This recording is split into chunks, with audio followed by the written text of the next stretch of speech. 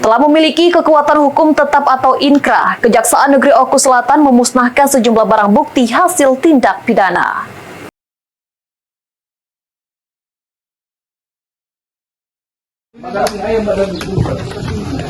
Pak Kasar ya, Pak Kasar ini orang mata ya? Orang video mana?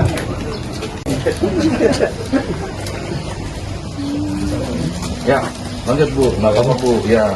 Kejaksaan Negeri Oku Selatan musnahkan barang bukti hasil tindak pidana kejahatan dalam beberapa bulan terakhir yang telah memiliki kekuatan hukum.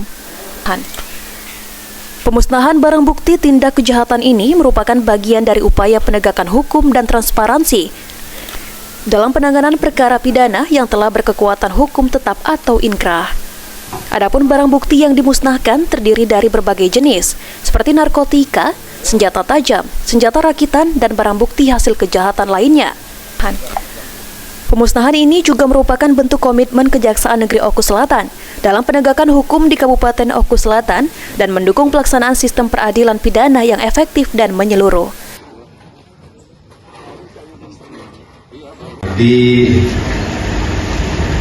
Dari perkara harga, dari perkara narkotika juga banyak, dan tentu sesuai dengan aturan yang berlaku, eksekusi ini harus dilakukan secara tuntas.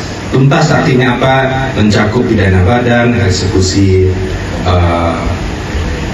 pidana denda juga, eksekusi terkait dengan biaya perkara juga, yang nantinya akan kami setorkan ke kas negara sebagai PNBP. Kemudian juga eksekusi mengenai barang bukti.